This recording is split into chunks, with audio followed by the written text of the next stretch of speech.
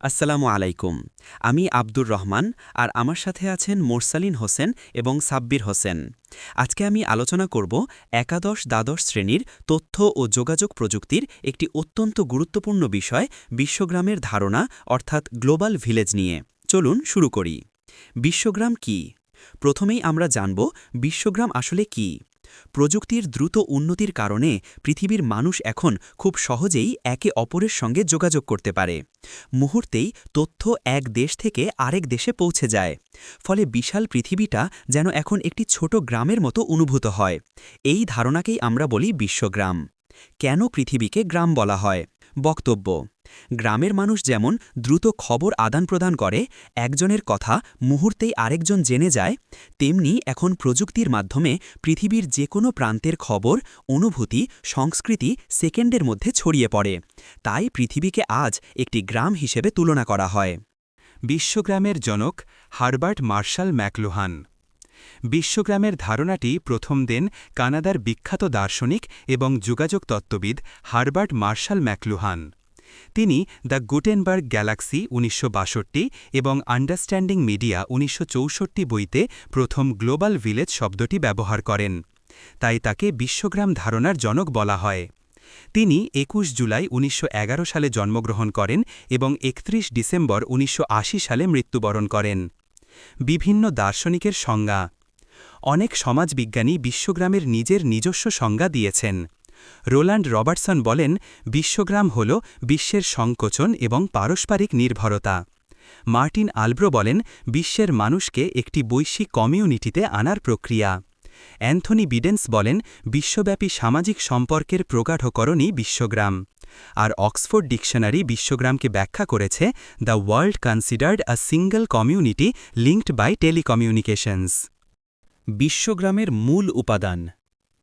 বিশ্বগ্রাম গঠনে তিনটি প্রধান উপাদান রয়েছে। প্রথমত হার্ডওয়্যার, যেমন কম্পিউটার, মোবাইল, স্যাটেলাইট, টিভি। দ্বিতীয়ত সফটওয়্যার, যেমন operating system, zoom, WhatsApp, Facebook ইত্যাদি।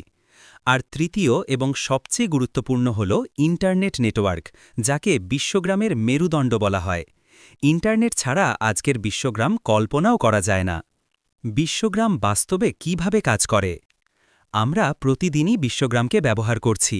সোশ্যাল মিডিয়া দিয়ে খবর শেয়ার করা, অনলাইন ক্লাস করা, লাইভ গ্লোবাল নিউজ দেখা, ই-কমার্স থেকে পণ্য কেনা, ভিডিও কল বা অনলাইন মিটিং সব কিছুই বিশ্বগ্রামের কার্যক্রমের উদাহরণ।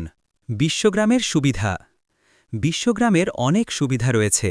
এর মাধ্যমে দ্রুত যোগাযোগ করা যায়, বিশ্বের বিভিন্ন সংস্কৃতি সম্পর্কে জানা যায়, পড়াশোনা সহজ হয়েছে, অনলাইন চাকরির সুযোগ তৈরি হয়েছে এবং ব্যবসা বিশ্বের যে কোনো দেশে করা যায়।